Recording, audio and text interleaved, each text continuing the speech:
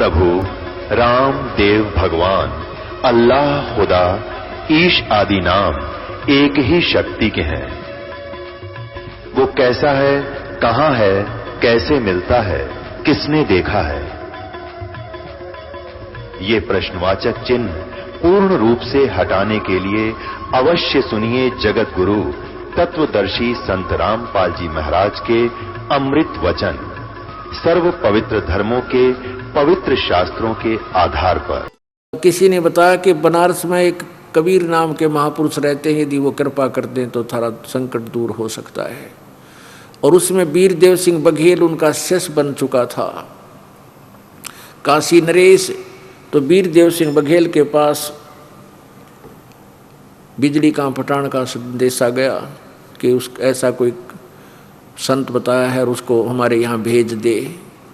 तो उन सैनिकों से वीर सिंह ने कहा कि बिजली खां पठान को कहना कि संतों को ऐसे बाई ऑर्डर नहीं बुलाया करते, और बुला भी लिया और उन्हें कोई आपका अपना आशीर्वाद ना दिया तो फिर भी बात बिगड़ी रह जाएगी। स्वयं आवे और मत्था टेके से और प्रार्थना करे। मरता क्या नहीं करता। बिजली खां पठान वहाँ का नवाब मगर का वहाँ पर आया, परमात्मा से प्रार्थना की, परमात्मा चल पड़े। रास्ते में वहाँ एक सिद्ध बैठा था परमेश्वर ने, और वो था गोरखनाथ। परमात्मा जानते थे इनकी सारी जन्म हिस्ट्री। तो परमेश्वर ने कहा कि बिजली खां पठान तुम इतनी दूर आए, क्योंकि गोरखनाथ का वहाँ गोरखपुर है, वहाँ टीला है उनका। तो उसने सोची कि तेरे अक्षेत्र में आकर कोई और महिमा दिखा गया तो तेरी लीला कम हो जाएगी, तेरी महिमा कम हो जाएगी। ये गोरखनाथ बहुत पहले हुआ है, लेकिन ये अब भी यहीं भटक रहे हैं। ये ऊपर के लोकों में देव पद प्राप्त है, ये फिर जब चाहे यहाँ आ जाते हैं बेस बदल कर। तो परमात्मा ने कहा कबीर जी ने बिजली खां पठान से कि ए राजन, आप इतनी दूर गए 100-125 किलोमीटर यहाँ से, ये देखो महापुरुष बैठे हैं आपकी बनी में। वहीं पहुँच गया मगर के पास वो गोरखनाथ जी। वहाँ एक छोटी सी तलैया थी, सूखी पड़ी थी, उस जोड़ी के किनारे बैठ के चमटा गाड़ी में बैठा। तो इनसे प्रार्थना करो। परमात्मा ने उसकी फड़क निकालनी थी गोरखनाथ शब्द की, उसके चरणों में कहते इनसे प्रार्थना करो, ये तो सब कुछ कर सकते हैं। अब बिजली खां पठान और साथ में सैनिक और फिर नगर निवासी भी आगे, पता लग गया कि एक महात्मा आ रहा है। तो बिजली खां पठान ने प्रार्थना की कि हे महात्मा जी, हमारी समस्या का समाधान करो। गोरखनाथ जी खड़े हुए, त्रिशूल निकाल लिया और तलैया के बीच में, उस जोड़ी के बीच में जाकर त्रिशूल मार कर निकाल दिया, और वहाँ से पानी की धारा निकल आई। कबीर जी कहने लगे, ले जय हो नाथ जी की, जय हो गोरखनाथ की। अब वो नू देखे, तू तो पहचान दिया इसने, नू देखे। अब सब ने जय जयकार शुरू कर दी। फिर क्या हुआ कि वो तालाब, वो छोटी सी जोहड़ी थी तालाब, जिसमें थोड़ा सा पानी आके वह भर गई और फिर बंद हो गया। अब कबीर जी कहने लगे, देखो भाई कमाल कर दिया ना, ओहो देख किसी महापुरुष आपके यहाँ पर आगे हैं और देखो पानी कर दिया। अब गांव वाले बोले, अब नगर निवासी कहने लगे कि हे प्रभु, और बिजली खां पठान भी बोला जी इस पानी में तो, इस जल में तो एक टाइम के डांगर भी ना छक्के मारे, एक समय के पशु भी नहीं तृप्त हो सकते, और पानी वर्षा करवाओ। नाथ जी कहने लगे, तुम्हारे कर्म ऐसे हैं, तुम्हारे भाग में, तुम्हारे भाग्य में 3 वर्ष तक वर्षा नहीं है, कहाँ से दे करवा दूं वर्षा। अब सब के फिर ओठ सूख गया तो बात बिगड़ गई भाई। तो कबीर वो कहता है गोरखनाथ जी कहते हैं कि तू करवा देना, तेरे में ज़्यादा शक्ति है तो वर्षा, जब इनके भाग्य में है ही नहीं कैसे हो जाएगी। परमात्मा वाद विवाद नहीं किया करते, के माथा मारे बिस्केला। कहने लगे, अच्छा बिजली खां पठान आप जाओ अपने घर में। बिजली खां पठान से और जो नागरिक थे, सैनिक अंगरक्षक थे उसके साथ, बिजली खां पठान के साथ, उनसे कहा कि आप जाओ। तो वो कैसे जाओ घर को। कहने लगे, हे महाराज कुछ दया करो। परमात्मा बोले, भाई तुम घर जाओ यहाँ से, मेरी आज्ञा का पालन करो और मैं यहाँ बैठता हूँ। अर्ज करता हूं भगवान से, जब सुन ली तो मेरी। जहां गोरखनाथ जी की वो जोड़ी भरी थी पानी की, उससे 1 एकड़ की दूरी पे, यानी 200 फुट की दूरी पे परमात्मा बैठ गए और कहा तुम जाओ, जल्दी चले जाओ, हो सकता है भगवान जल्दी सुन ले तो वर्षा बीच में भीग ना जाओ तुम। अब वो जा जरूर रहे थे कि बाबा जी अपनी पीछा छुटवा है, मेरे ख्याल में भाग जाएगा यहाँ से, हमने भेज रहा है। अब उसने कह दिया भाई सिद्ध पुरुष हैं, कदे और के में वचन ना कह दे, वो बेचारे गोड्डे से टूट गए, चल पड़े। बिजली खां पठान भी और सब नगर निवासी भी, अब भाई कुछ होना जाना को नहीं चाल। जब 3 वर्ष की बता दी, 3 वर्ष तक बूंद नहीं पड़नी, और ये तो महापुरुष बैठा सिद्ध पुरुष, और ये तो कबीर तो एक सिंपल सा मैन है, ये अपना पीछा छुटा कर भागना चाहता है। चलो भाई फिर चल पड़े।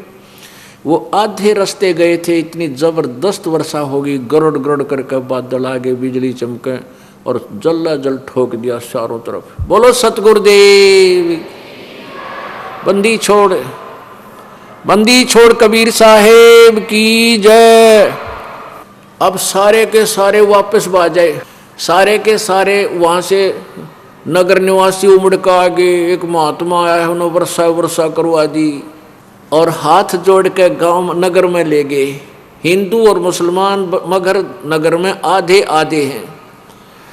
वहाँ मुसलमान एक बहुत बुजुर्ग हो गया था, 60-65 साल की उम्र का, और वो कहने लगा कि हे परमात्मा, मेरे संतान को नहीं, और मैंने सारा दिखा लिया, सब ने बता दिया कि तेरे भाग में कोई पुत्र नहीं है, संतान है ही नहीं।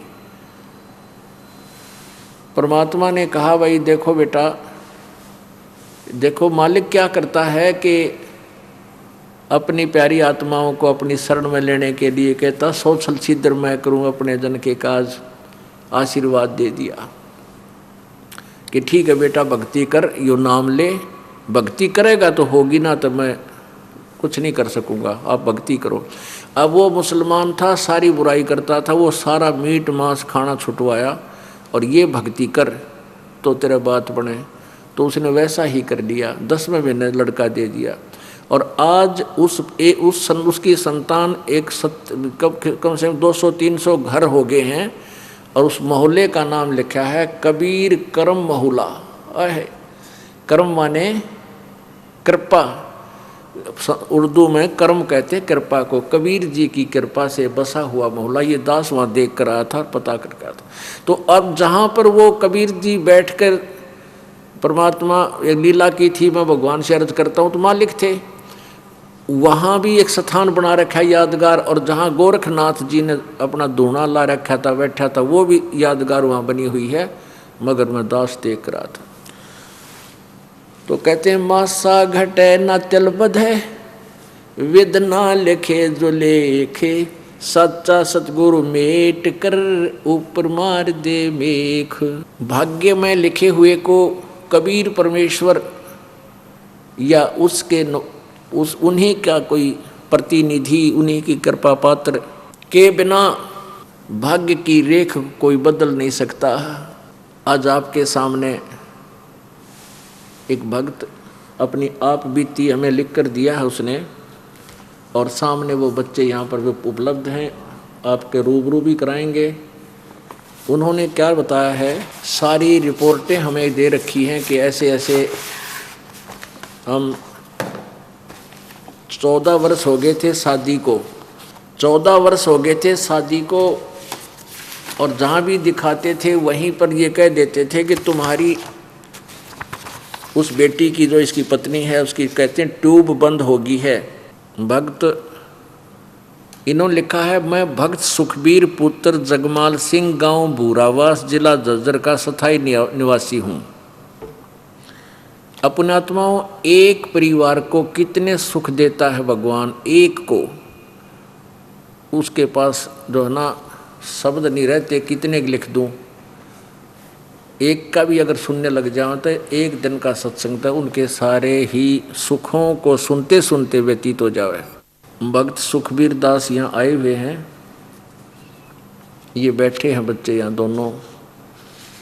और इसकी पत्नी भी है। पहले मैं पढ़कर सुनाता हूँ, फिर आप भी कुछ वर्बली बताना। मैं सुखबीर दास पुत्र जगमाल सिंह, गांव बूरावास, जिला झज्जर का स्थायी निवासी हूँ। हाल में गांव मौजू खेड़ा, तहसील ऐनाबाद, जिला सिरसा में रह रहा हूँ।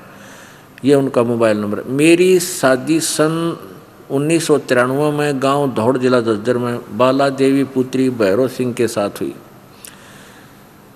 शादी के बाद हम रोहतक रहने लगे। मैं मान हॉस्पिटल में कार्यरत था। फिर बाद में झज्जर चुंगी पुरानी चारा मंडी के पास क्लिनिक किया। उसके बाद भगवती को अनुबंध के आधार पर सन 1999 में ANM के पद पर नौकरी मिली। फिर सिरसा जिला तहसील ऐनाबाद में चले गए। अब थोड़ा शॉर्ट में बताते हैं। मैं हनुमान जी का पुजारी था। शीतला और ये सारा पढ़ना पड़ेगा। ये बताते हैं कि महाज्योति कार्यालय DLF कॉलोनी के रोहतक में दिखाया। हमारे कोई संतान नहीं थी। फिर कुछ दिन बाद संतान के लिए इधर उधर चक्कर काटने लगे। महाज्योति कार्यालय DLF कॉलोनी रोहतक में दिखाया। रोहतक में कई झाड़ फूक वालों को भी दिखाया, डॉक्टरों को भी दिखाया, पर कोई फायदा नहीं हुआ। बाद में ऐनाबाद में एक भाई ने राम तीर्थ सीता कुंड में स्नान के लिए भेजा। वहाँ हम अमृतसर गुरुद्वारा और दुर्गा मंदिर में भी गए। हरिद्वार अग्रोहा धाम पर गुड़गांव तथा शीतला माता के मंदिर व हर पूर्णिमा को सालासर व दो जाटी धाम भी जाती थे। मैं हनुमान जी की पूजा व बाबा हरिदास की पूजा भी करता था तथा आजीवन मंगलवार का व्रत करने का भी प्रण ले रखा था। इनसे भी जब कोई लाभ नहीं हुआ तो हमने सिरसा के तलवाड़ नर्सिंग होम में ट्यूब जांच कराई, जिसमें कहा कि अंडा नहीं बनता। फिर एपेक्स हॉस्पिटल में दिखाया। उन्होंने टेस्ट ट्यूब बेबी के लिए भेजा। हमने कहा खर्चा कितना आएगा। उन्होंने कहा कि एक बार में 1-1.5 लाख रुपए का खर्चा आएगा। एक बार में भी कामयाब हो सकता है या 2 बार भी करना पड़ सकता है। हमने सोचा इतने पैसे नहीं हैं। इसके बाद सिरसा में आज़ाद सर्जिकल हॉस्पिटल में व रोहतक में राठी नर्सिंग होम में दिखाया और कई डॉक्टरों को दिखा। सभी ने टेस्ट ट्यूब बेबी की राय दी। हमने सोचा इतने पैसे नहीं हैं। हम किसी संत की तलाश में रहने लगे। वहीं मौजू खेड़ा में एक बिट्टू सेठ की दुकान थी। वो 8 साल से राधा स्वामी व्यास का सेवक था। उससे बात की। वहाँ हम नामदान के लिए तैयार हो गए, लेकिन पत्नी ने कहा कि वहाँ के लिए मना कर दिया। वह बोली सच्चा सौदा सिरसा से नाम ले लो, बार बार आते जाते रहते हैं। राधा स्वामी का डेरा बहुत दूर है। लेकिन सच्चा सौदा से नाम लेने की मेरी इच्छा नहीं हुई। हम आपस में 3-4 दिन से बात कर ही रहे थे कि 4 दिन बाद संत रामपाल जी महाराज ने दैनिक भास्कर अखबार में सच्चा सौदा के बारे में लिखा। मैंने भगतमती से कहा शास्त्र अनुसार साधना न करना मनमाना आचरण है। ठीक ही तो लिखा है। फिर मैंने सतलोक आश्रम के भगत सोमवीर दास से संपर्क किया तथा दोनों पुस्तकें मंगवाई। दोनों को ध्यान से पढ़ा और सोचा कि हम इतनी जगह पर भटक लिए, कोई फ़ायदा नहीं हुआ। अगर हमें यहाँ से लाभ हुआ तो हम सभी देवी देवताओं को छोड़ देंगे। हमारे लिए तो वही भगवान है। तो फिर मैंने 25/7/2005 में क्रोथा आश्रम में जाकर नाम ले लिया। 25 जुलाई 2005 को नाम लिया। नाम लेने के से 2 साल पहले मैं पायरिया रोग से ग्रस्त था। यानी नाम लेने से पहले दांतों में पायरिया रोग था। सारे जाड़ दांत हिलने लग गए थे। जब नाम लेने गया तो गोली खाना भूल गया।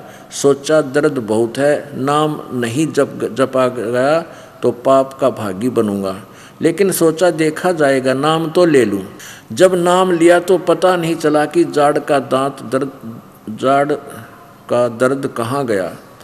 ऐसा हो गया कि दर्द कभी था ही नहीं। फिर नाम लेने के बाद आश्रम करोथा में खाना खाया तो दर्द नहीं हुआ। दांतों को हाथ लगाकर देखा तो वो हिल रहे थे, लेकिन कम हिल रहे थे, और वो अब भी हिलते हैं, लेकिन तकलीफ नहीं। इसके बाद दर्शनों के लिए गया तो चरण सेवा मिली तो सतगुरुदेव के चरण ऐसे लगे जैसे फोम की रुई से भी नरम हो।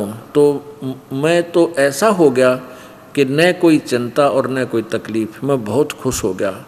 अपने आप ही मन में आता रहा कि इनसे ऊपर कोई और शक्ति नहीं। नाम लेने के बाद घर जाकर सारे फोटो जल प्रवाह करने लगा। तब पत्नी नाराज हो गई और कहने लगी, मैं मंगलवार की हनुमान जी की जोत कहाँ लगाऊंगी। रामपाल जी महाराज चाहे राजी रहो चाहे नाराज, फिर मेरी पत्नी के मन में संकल्प लिया कि मैंने 2 काम सोच रखे हैं, उन दोनों कामों में से एक भी हो गया तो मैं आपके गुरुजी का नाम को मान जाऊंगी, तो नाम ले लूँगी। फिर पाँचवें दिन उनमें से एक काम पूर्ण हो गया। फिर नाम लेते लेते 2 महीने लग गए। फिर 11 महीने में हमारी पड़ोस की आंटी आई। 11वें महीने में, यानी 5वें में इसने नाम लिया, 11वें में उनके सामने हमारे कूलर में आग लग गई। आंटी कहने लगी, मैं तो अच्छी तुम्हारे घर आई, तुम्हारे कूलर में आग लग गई। फिर मैंने कहा, आंटी अब तो सर्दी आ गई है, गर्मी में ठीक करवा लेंगे। फिर 4 महीने मैं दुकान पर गया, कहा भाई मुझे खेतान की मोटर ला दे। दुकानदार ने कहा 7वें दिन ले आना। उसके बाद 4थे दिन रात में सोया हुआ था तो गुरुजी आए और पलास, चाबी और पेचकस हाथ में लेकर कूलर की मोटर लगाने लगे। मैंने सोचा ये सौपन है या हकीकत। मैं उठा और देखा तो गुरुजी कूलर की मोटर लगाकर एकदम अंतर्ध्यान हो गए। फिर मैंने फोटो के आगे दंडवत प्रणाम किया और रोने लग गया कि गुरुजी ऐसे ऐसे काम भी करते हैं। हे परमात्मा, हम अब तक कहाँ सो रहे थे। फिर मैं जाकर सो गया। सुबह अपनी पत्नी को कहने लगा कि एक सच्ची कहानी सुनाऊंगा, पहले चाय पी ले। पत्नी ने कहा पहले कहानी सुनाओ। इतने में वह आंटी भी आ गई, दवाई लेने घर आ गई। वह जो जिसके सामने 4 महीना पहले कूलर में आग लगी थी, मोटर जल गई थी, वह आंटी भी दवाई लेने घर आ गई। कहने लगी भाई क्या बात है। मैंने कहा आंटी आपके सामने हमारे कूलर में आग लगी थी, अब हमारे कूलर को हमारे गुरुजी ठीक कर गए। आंटी ने कहा भाई देखा खिड़की खोलकर। फिर मैंने खिड़की खोल ली तो सारा कूलर जाड़ा धूल मिट्टी से भरा हुआ था, यानी प्रयोग नहीं किया था सर्दियों के दिनों में। वो बात जब साफ सफाई करके चलाया तो जिस तरह नया लेकर लाए थे उसी तरह तेज और ठंडी हवा के साथ चला। बोलो सतगुरुदेव की जय। और ये भक्त कहता है आज भी चल रहा है। वो 5 साल हो गए उन बातों ने, 5-6 वर्षों आज भी चल रहा है। फिर परमात्मा ने टाटा आईजी इंश्योरेंस की किस्त में छूट की। 3-4 बार हमने घर में रुपए अपने आप बढ़ गए। 3-4 बार घर में रुपये भी अपने आप, पैसे भी बढ़ गए। ओहो, ये आगे कुछ ऐसी बात लिखी है जो ये ना बताने की। अच्छा, फिर मेरी पत्नी ने 29/9/2005 को नाम उपदेश लिया। 2009 महीने में, यानी 10वां ला लो, 29/9/2005 को उपदेश लिया। उसके बाद कबीर परमेश्वरी की कृपा से, संत रामपाल जी के आशीर्वाद से मेरी पत्नी ने 2 लड़कियों तथा 1 लड़के को जन्म दिया।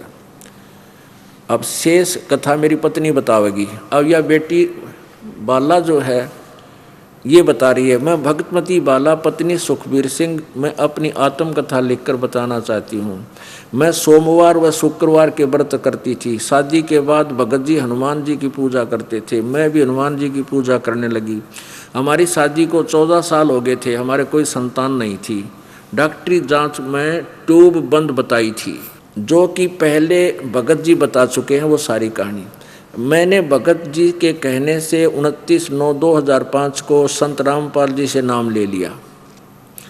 उसके बाद अगले महीने क्रोथा आश्रम में सत्संग में आई तो सब भगतमतियाँ कहने लगी कि आप सही जगह पर आ गई हैं, यहाँ से आपको लाभ होगा। मैंने सोचा डॉक्टरों ने ट्यूब बंद बता रखी है, कैसे फायदा होगा। लेकिन सतगुरु रामपाल जी महाराज से नाम उपदेश लेने के बाद परमात्मा कबीर जी ने अनहोनी को होनी किया कर दिखा। फिर नाम लेने के 2 महीने बाद एक दिन मैं सिमरन कर रही थी।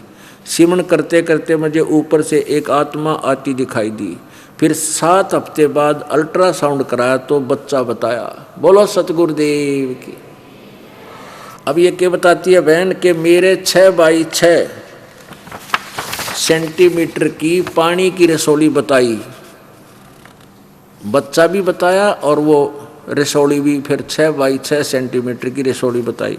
मैंने ये बात अपने स्टाफ में बताई तो एक लड़की ने कहा कि हमारे रिश्तेदार को छोटी सी अंगूर के दाने के बराबर रसोली थी, 9 महीने वह चारपाई पर तो नहीं उठी और बहुत दर्द रहता था। और मैंने कहा मुझे तो कोई दर्द नहीं, मैं अपना काम सामान्य कर रही हूँ।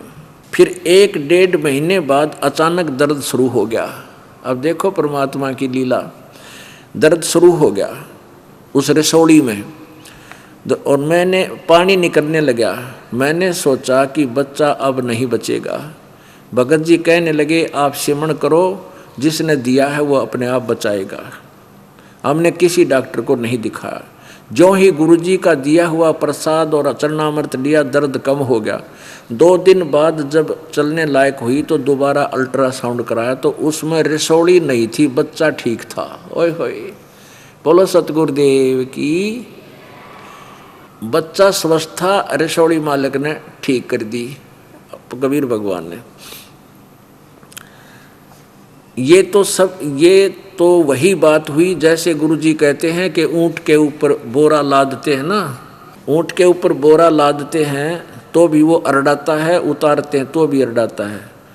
कहने का भाव ये है कि जब परमात्मा वो दर्द शुरू हुआ तो उन्होंने सोची भगवान ने यूँ के कर दिया और वो करें थे रसोड़ी ठीक। भाव ये है बेटी का कहने का। गुरुजी तो हमारा बोरा उतार रहे थे, फिर उसके बाद कोई तकलीफ नहीं। फिर 7 महीने के गर्भ को हमने एलनाबाद लेडी डॉक्टर से दिखाया, सोचा कि यहाँ डिलीवरी करानी है। एक बार चेक करवा लेते हैं, नहीं तो कहेगी कि एक बार भी चेक कराने नहीं आई, क्योंकि इसे डिलीवरी करानी है इसलिए चेक तो करवा ला। नेता न्यू कहेगी तुम बीच में ना आए चेक कराने। तो उन्होंने अल्ट्रासाउंड किया उस लेडी डॉक्टर ने और कहने लगी बच्चा उल्टा है, बच्चा उल्टा है। फिर गुरुजी की चर्चा करने लगी कि आपके वही गुरुजी है ना जिनके बारे में कुछ कुछ लिखा था। ये बेटी कहती है कि हमने कहा कि डॉक्टर साहब आपने अखबार पढ़ा है, हम तो खुद जाते थे वहाँ, हमने ऐसा कुछ नहीं देखा। हम ये बातें कर ही रहे थे कि अल्ट्रासाउंड करते करते डॉक्टर 2 मिनट बाद कहने लगी अरे बालक तो सीधा हो गया, कैसे हो गया। बोलो सतगुरुदेव की। बंदी छोड़ कबीर साहेब की जय। बच्चा कैसे सीधा हो गया। मैं मन में सोच रही थी कि हमने पता है कैसे होगा, लेकिन उसकी समझ में नहीं आ रहा था। एक ही बार में उन्होंने उल्टा और सीधा दोनों की रिपोर्ट दे रखी है। ये इनके पास ये सारी रिपोर्ट रखी है, ये ढेर सारी देखो यहाँ पर। हे भगवान, ये सारी इतनी रिपोर्ट है, ये इतनी देश भर की ये सारी रिपोर्ट हैं। इनके अंदर इन्होंने सब कुछ लिखा हुआ है, सारे अल्ट्रासाउंड वगैरह करा के ये सारा कुछ इसके अंदर दिया हुआ है। अब इतना समय नहीं कि हम सारी आपको दिखाएं, ये भक्त आपके सामने रूबरू कराएंगे इनको भी। ये सारे अल्ट्रासाउंड एक्सरे वैक्सरे इन बच्चों ने सारे ले रखे अपने, ये सारे आपके पास है, एक नहीं दे रहे। ये कहते हैं एक ही समय में 2 रिपोर्ट दे रखी हैं। पहले तेने को उल्टा हो गया, तुरंत जिक्र कर ही रही थी कि वो है कि तुम्हारा गुरुजी जिसके बारे में क्रोथा कांड के बारे में ये आया और ये लिखा, और इतने में दोबारा चेक किया, बोले तो बच्चा ठीक हो गया। हम ये बातें कर ही रहे थे कि अल्ट्रासाउंड करते करते डॉक्टर 2 मिनट बाद कहने लगी अरे बाला ये तो सीधा हो गया, कैसे हो गया, मैं मन में सोच रही थी कि मुझे पता है कैसा हो गया, लेकिन उनकी समझ में नहीं आ रहा था। एक ही बार में उन्होंने उल्टा और सीधा दोनों की रिपोर्ट दे रखी है, जो यहाँ पर ये विद्यमान है। फिर 4/9/2006 को लड़की होगी, यानी 10-11 महीने बाद 11 महीने के बाद लड़की होगी। पहले वही डॉक्टर बच्चे को कमज़ोर बता रही थी, फिर बच्चा बढ़ा नहीं, लेकिन इसका वज़न 2.5 किलो हुआ, बिल्कुल स्वस्थ था। उसके बाद लड़की बिल्कुल स्वस्थ थी। उसके बाद बड़ी लड़की 6 महीने की होगी, इसका नाम भी रखवाया। 2 महीने से दस्त थे, कोई दवाई काम नहीं कर रही थी। संत रामपाल जी महाराज उस समय झूठे केस में रोहतक जेल में बंद थे। तब भक्त महेंद्र जी से प्रार्थना की। भक्त महेंद्र जी ने मुलाकात के समय जेल में गुरुजी से नाम रखने की प्रार्थना की। गुरुजी ने इसका नाम चेतना रखा। उसके बाद वह बिना दवाई के अपे स्वस्थ होगी, नाम रखते ही। फिर जैसे ही गुरुजी कहते हैं कि तुम संतान मांगोगे तो परमात्मा एक नहीं आपको 2 देंगे। 23/5/2008 को दूसरी लड़की होगी, जिसका नाम गुरुजी ने करिश्मा रखा। फिर आस पड़ोस के वह रिश्तेदार कहने लगे आपके गुरुजी ने क्या दिया तुमको, 2 लड़कियां दे दी, ऐसे थे तो लड़का देते। ये टोंट कसन लागे, इंजेक्शन लान लागे, इनके काल है ना, यूँ सोचा डगमग कर दूँ। तो क्या कहते हैं, हमने कहा कि हम लड़के और लड़की में फ़र्क नहीं मानते, हमारी समझ में आ गया है। जैसे कबीर साहब कहते हैं, एक लेवा एक देवा दूतम, कोई किसी का पिता नहीं पूतम, ऋण संबंध जुड़ा एक ठाठा, अंश में सब 12 बाटा। लेकिन परमात्मा ने वह कमी भी पूरी कर दी। कबीर साहब की जयंती पर 6/6/2009 को यहाँ बरवाला सत्संग में आई हुई थी। यहाँ पर फिर एक आत्मा आती दिखाई दी। 10/3/2010 को, अभी इसी 2010 मार्च में परमात्मा ने इनको लड़का भी दे दिया, हुआ कसर भी काट दी, दुनिया का मुंह बंद कर दिया।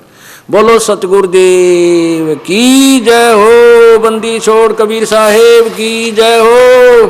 पहले इन भक्तों से रूबरू कराएं। आपके सामने ये दोनों बच्चे बैठे हैं, भक्त सुखबीर और बाला बेटी, एक बार खड़े हों।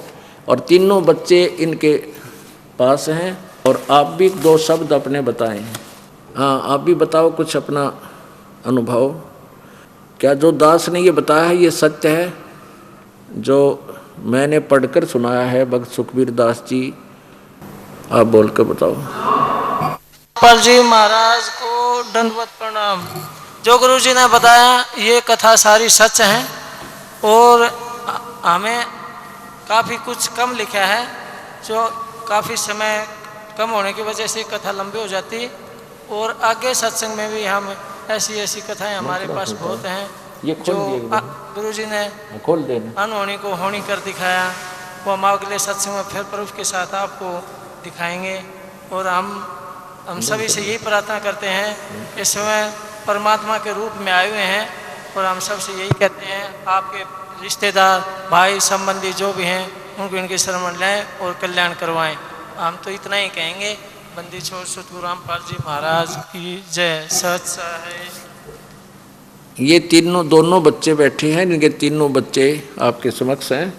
परमात्मा सतगुरु जो चावे सो कर ही, 14 कोट दूत जम डर ही, ऊत भूत जब त्रासने मारे, और चित्रगुप्त के कागज फाड़े। ये चित्रगुप्त के कागज फाड़ दिए, बिना भाग में लिख दिए। बोलो सतगुरु। 3.5 साल में बड़े ऑपरेशन से हुए हैं, सिजरियन से।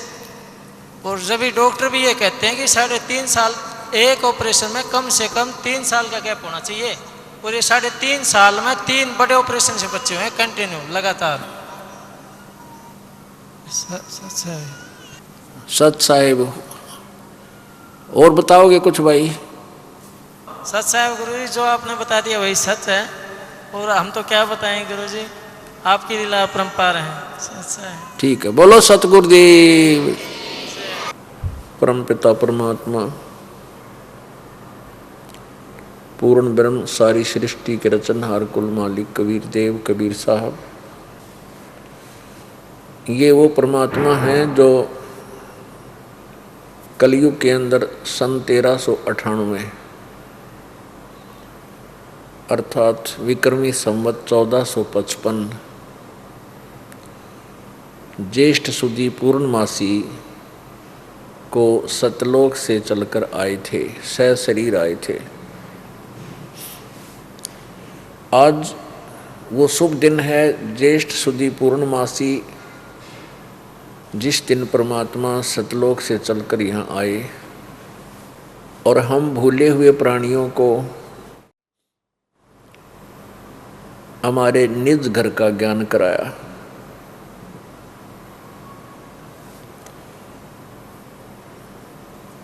परमेश्वर कबीर जी ने अपने द्वारा रची हुई सृष्टि को स्वयं ही आकर के बताया।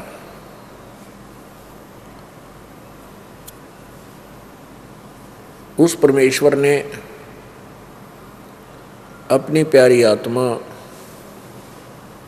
धर्मदास जी को अपने सतलोक का निज ज्ञान करवाया, उनको दर्शन दिए, उनकी आत्मा को सचखंड में लेकर गए। तब धर्मदास जी को विश्वास हुआ कि ये बनारस में आया हुआ धानक, बनारस में प्रगट ये जुलाहा, ये जन साधारण नहीं है, ये पूर्ण परमात्मा है। जैसा आज सुबह के सत्संग में आप जी ने सुना कि पूर्ण परमात्मा सतलोक से चलकर आए, कमल के फूल पर शिशु रूप धारण किया,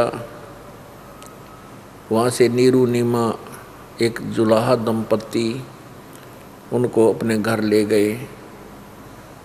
फिर धीरे धीरे वो बड़े हुए, महर्षि रामानंद जी के साथ उनकी गोष्ठी हुई, वार्ता हुई।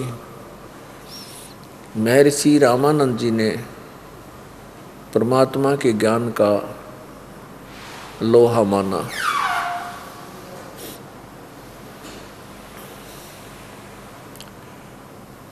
और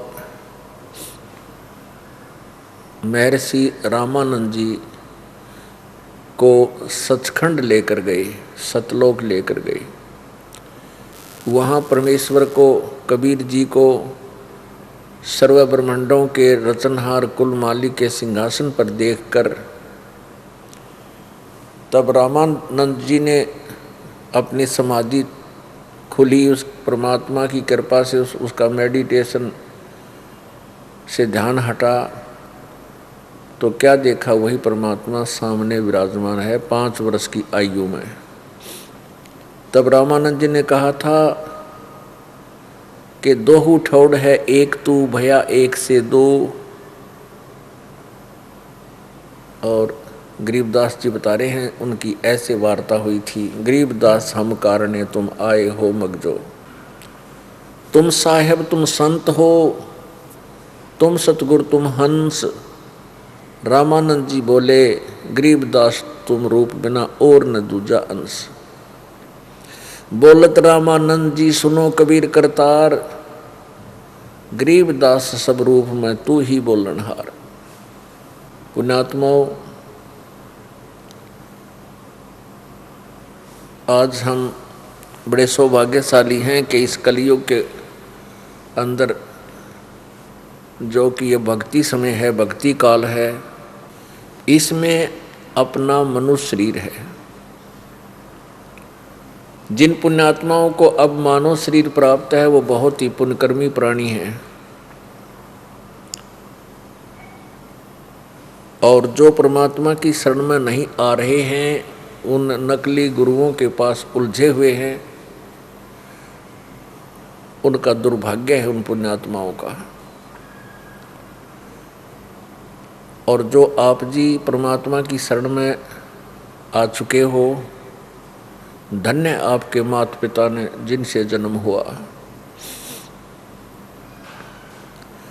जो भी प्राणी जितना देरी से इस शरण में आएगा, कबीर परमेश्वर की शरण में आएगा, उतना ही उसको बहुत पश्चाताप बनेगा और रोया करेगा उस व्यर्थ गए मानुष जीवन को।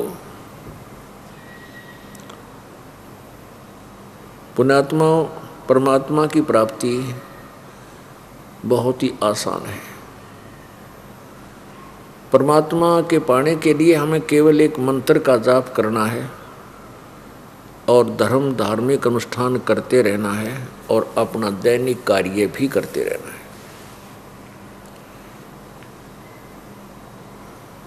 लेकिन ये विश्वास हो जाना कि ये भक्ति विधि सही है जो हम कर रहे हैं, ये अनिवार्य है कि हम जो साधना कर रहे हैं ये पार होने की है और वो प्रमाणित हो, सदग्रंथों से मेल खाती हो, तो फिर पार होने में कोई दिक्कत को नहीं।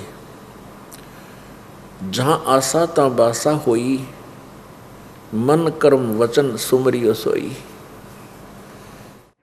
अब जैसे हम पहले स्वर्ग की आशा रखते थे, जैसे भी पुण्य आदि हमने किए उनके आधार से हम स्वर्ग चले गए, स्वर्ग में अपने पुण्यों को बर्बाद करके खर्च खा कर वापस आ गए, नरक में गए, नरक भोग करके फिर हम इस पृथ्वी लोक पर अन्य प्राणियों की योनियों में। अब हमें ये ज्ञान हो गया कि एक स्थान और है, सचखंड सतलोक, जहाँ हम रहा करते थे। वहाँ कोई दुख नहीं, कोई बीमारी नहीं, किसी प्रकार का कोई टेंशन नहीं, कोई फिक्र सोच नहीं, वहाँ बुढ़ापा नहीं। सबसे बड़ा दुश्मन इस जीव का वृद्धावस्था है और फिर मृत्यु। वहाँ ये दोनों नहीं है। तो ऐसा कौन अनजान होगा, ऐसा कौन नालायक होगा, या यह विश्वास हो जा कि वहाँ वास्तव में ऐसा स्थान है और उसके वहाँ जाने की विधि ये है, तो कौन पीछे रहेगा? कोई भी ना रहे। और फिर यहाँ रहने वाली साधना कोई नहीं करे।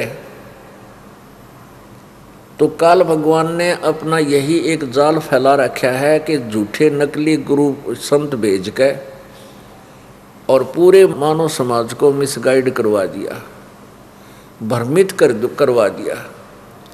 कोई तो भगवान को कोई बताता है, कोई कैसा बताता है, और कोई कुछ विधि बताता है, कोई कुछ विधि बताता है, और सभी अपनी साधना को मोक्षदायक ही मानते हैं, बताते हैं, जानते हैं। पुण्यात्माओं, ये निर्णय कैसे हो कि जो साधना वो संत बता रहे हैं वो सही है?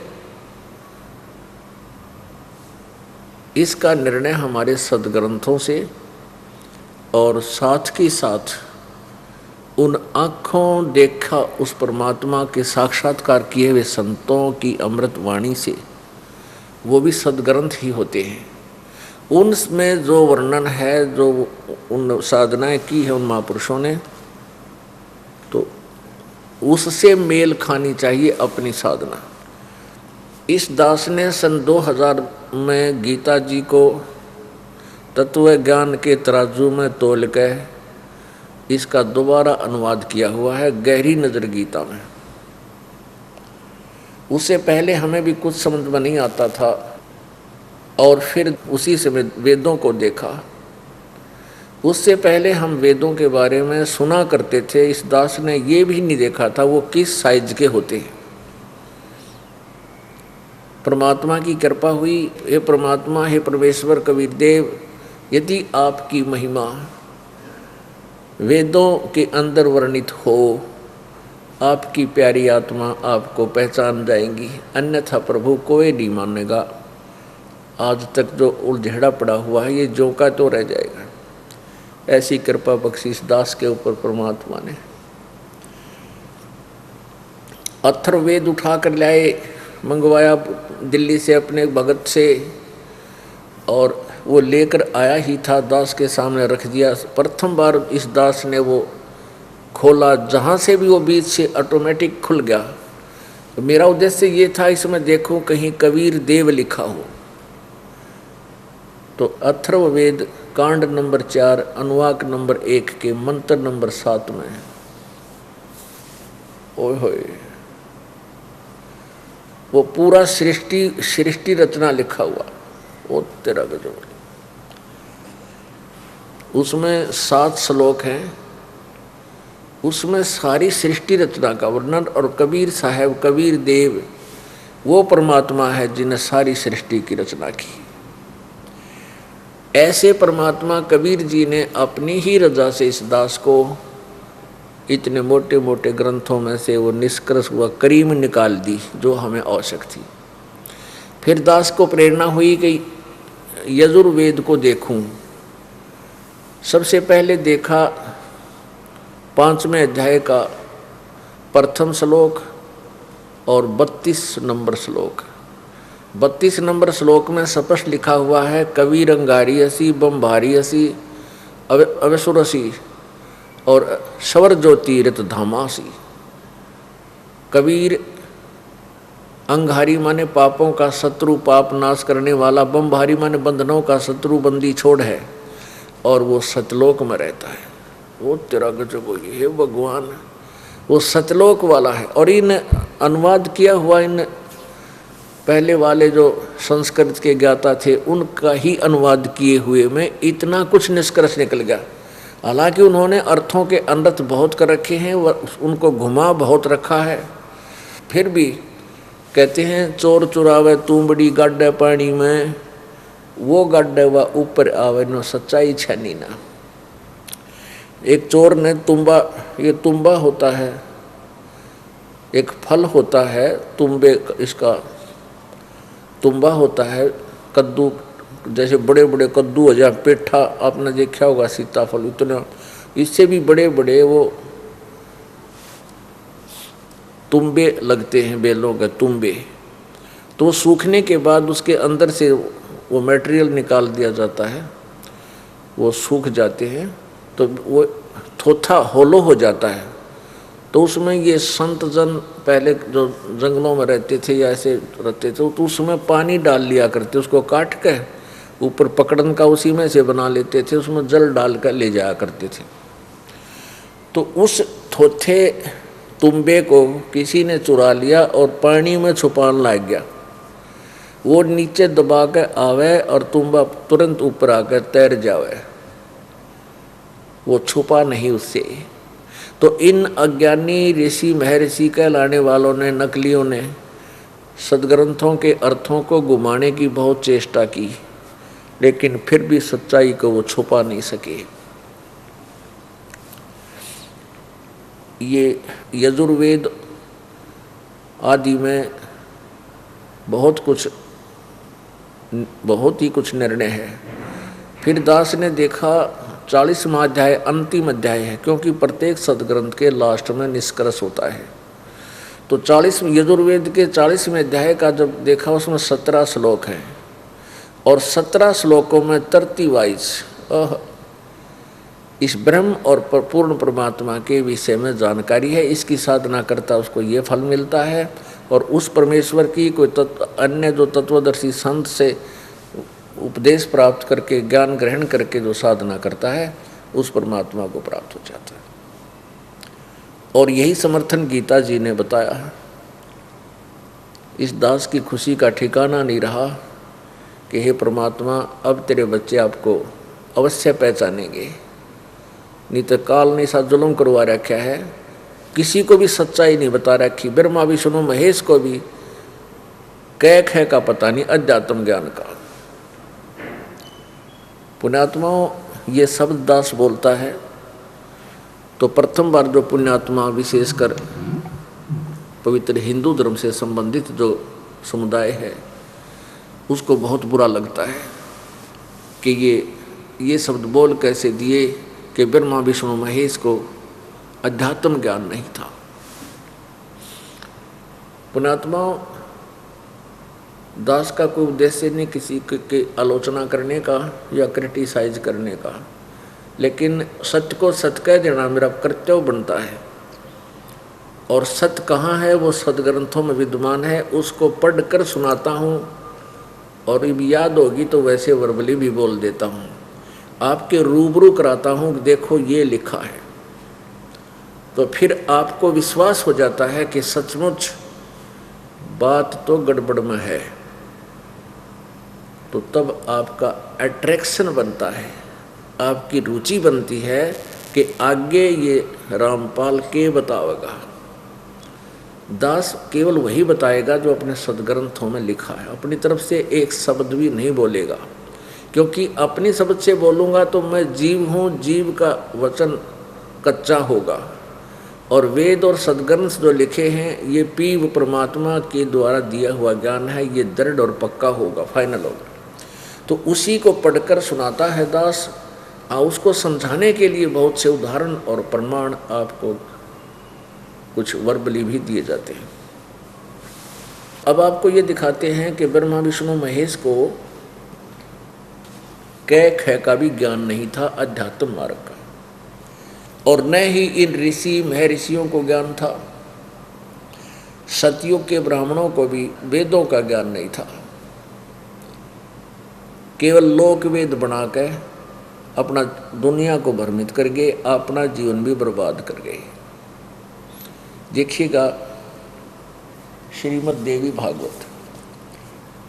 पुण्यात्माओं, ये दास एक टीचर है, आप विद्यार्थी हैं, स्टूडेंट हैं,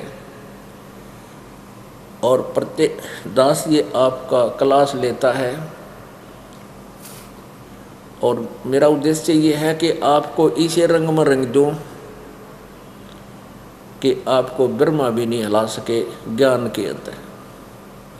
और जब तक आप को ये दृढ़ नहीं होगा कि जो साधना जो ज्ञान हमें ग्रहण है ये विश्व में अद्वितीय है, तो तब तक आप भक्ति नहीं कर सकते। ये काल के दूत आपका ऐसे ही कोल्लू बनाए रखेंगे, कोई इधर घसीट ले जाएगा, कोई इधर घुमा रहा है, फिर आप नहीं हिल सकते। चाहे पृथ्वी दिशा बदल सकती है, लेकिन इस दास का पढ़ाया हुआ आध्यात्मिक भक्त टस से मस नहीं हो सकता। और टीचर उसी को कहते हैं जो ऐसा ज्ञान, आध्यात्मिक टीचर है दास, आध्यात्मिक। और आपको रह कर वो ज्ञान सुनाऊं, क्योंकि हमने रामलीला, रामायण और महाभारत सारा जीवन सुनता न होगी। जो भी कहाँ जिक्र करे, टीवी में देख ले कि तो 10 मनावा जब खड़दू उतार दे, और वो भी हम खूब रुचि से सुना करते, देखा करते, रह कर। कृष्ण जी की कितना भी कोई लीला होती थी, कोई भजनी आ जाता वो सुनते थे, और भी कितना को पुस्तक मिल जाती बार बार सुना पढ़ा करते थे। हमारे को यहीं तक बुद्धि बांध रखी थी हमारी इस अज्ञान ने, और अब हमें पता चला तो हम इस ज्ञान को भी हम इतनी ही रुचि से और हजारों बार पढ़ेंगे, सुनेंगे। इससे ज्ञान यज्ञ का फल होगा और हमारा ज्ञान दृढ़ होगा, परमात्मा कबीर जी पर विश्वास होगा। ब्रह्मा विष्णु महेश को अध्यात्म ज्ञान नहीं था, कल भी आपको बताया था, परसों भी बताया था। और ये एक ऐसा चैप्टर है, इसको रह कर दिखाना और बताना पड़ेगा, क्योंकि प्रत्येक सत्संग में इस कलयुग में मुश्किल से समय मिलता है। इतनी मार धाड़ हो रही है माया कुमार की, किसी को भी फुर्सत नहीं। देख दिल्ली में देख ले कि तो जीटी रोड पर देख ले, घूँ रहती है गाड़ियाँ की, घूँ 1 मिनट में बेरानी सैकड़ों जा रही है इधर, सैकड़ों आ रही इधर। और मनमान रास्ते में कितना एक्सीडेंट होकर उड़े टिकट कट जा, वह घूरे जा। फिर ये तो सौभाग्य आपका, मुश्किल से काल परमात्मा आपकी जमानत लेता है इस काल के कोल्लू माते। ना जाने कितने प्रकार से आपको किसी प्रकार की वहाँ से प्रेरणा देता है किसी को। पहले तो कोई सर्विस करता है, वहाँ छुट्टी मिलनी मुश्किल हो जाती है। और आजकल ऐसा घोर कलयुग आ गया, ऐसे बुद्धिहीन और कर्महीन कर्मचारी अधिकारी हो गए, यदि उनको ये कह दे कि जी मैंने सत्संग में जाना है तो कति छुट्टी नहीं दे। एक भक्त ने बोला जी मैंने कति 2-3 बार ने कोशिश कर ली, ने बोला सत्संग के लिए छुट्टी नहीं मिलेगी। फिर मैंने झूठ बोलनी पड़ी, मेरी माँ मर गई। ने बोला जा वैसे के 1 हफ्ता रह आइए। अरे तेरा गजब हो, परमात्मा के नाम पर छुट्टी नहीं और भी कोई। तो ये इस तरह की बातें जो हैं ये आपको के ऊपर मेर है। और फिर वहाँ से छुट्टी मिल जाए, फिर घर में कोई न कोई अड़ंगा अडानिया पा जाएगा, जय वह बेटी उसकी पत्नी नाम ना ले रही होगी, वह दीदे काटेगी। अगले है तीसरे दिन डोला उठाकर चल पड़े, सत्संग में तेने बालक ना दिखते, बर्बाद करेगा। क्यों? बिना ज्ञान के हमारी इस बुद्धि की सीमा इतनी है कि हम अच्छे काम को तो बर्बाद होना बुरा काम समझते हैं कि वहाँ तो पैसा व्यर्थ होता है,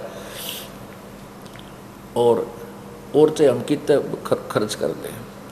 तो ये कृपा आपके ऊपर परमात्मा की, आप यहाँ आ रहे हो, और आपके यहाँ आए हुए पुण्यात्माओं को दास का फर्ज है कि उनको ये नए इतिहास पढ़ाऊँ, ताकि प्रत्येक आत्मा को दृढ़ विश्वास हो। अब देखिएगा श्रीमद् देवी भागवत सचित्र मोटा टाइप, केवल हिंदी, गीता प्रेस गोरखपुर से प्रकाशित है।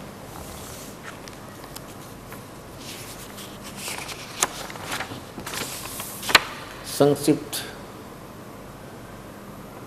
श्रीमद् देवी भागवत सचित्र मोटा टाइप, संपादक हनुमान प्रसाद पोदार, चमनलाल गोस्वामी।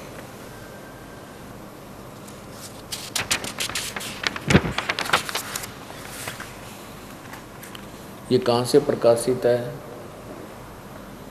प्रकाशक व मुद्रक हैं गीता प्रेस गोरखपुर, गोविंद भवन कोलकाता का संस्थान। अब इसके 28 पृष्ठ पे ये पहला स्कंध,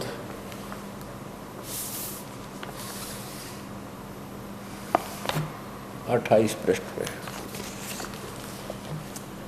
नारद जी और व्यास जी की गोष्ठी। नारद जी ने कहा, महाभाग व्यास जी, तुम इस विषय में जो पूछ रहे हो ठीक यही प्रश्न मेरे पिताजी ने भगवान श्री हरि से किया था। देवा अधिदेव भगवान जगत के स्वामी हैं, लक्ष्मी जी उनकी सेवा में उपस्थित रहती है, दिव्य कौस्तुमणि उनकी शोभा बढ़ाती है, वे शंख चक्र गदा पद्म लिए रहते हैं, पीताम्बर धारण करते हैं और 4 भुजाएं हैं, वक्ष सतल पर श्री वत्स का चिन्ह चमकता रहता है, वे चराचर जगत के आश्रय दाता हैं, जगत गुरु हैं, देवताओं के भी देवता हैं। विष्णु जी के ऊपर गाटा जोड़ रहा है नारद। और हे ऐसे जगत प्रभु भगवान श्री हरि महान तप कर रहे थे। ये तप करना भी शास्त्र विरुद्ध है। उनकी समाधि लगी थी, यह देखकर मेरे पिता ब्रह्मा जी को बड़ा आश्चर्य हुआ। अतः उन्होंने उनसे जानने की इच्छा प्रकट की। ब्रह्मा जी ने पूछा, प्रभु, अब ब्रह्मा जी विष्णु को के उपमा दे रहा है, आप देवताओं के अध्यक्ष, जगत के स्वामी, भूत भविष्य एवं वर्तमान के सभी जीवों के एकमात्र शासक हैं। भगवान, फिर आप क्यों तपस्या कर रहे हैं? तपस्या कर रहा था विष्णु जी। और किस देवता की आराधना में ध्यान मग्न है, अर्थात किस भगवान की तुम पूजा करते हो? मुझे असीम आश्चर्य तो ये हो रहा है कि आप देवेश्वर एवं सारे संसार के शासक होते हुए समाधि लगाए बैठे हैं।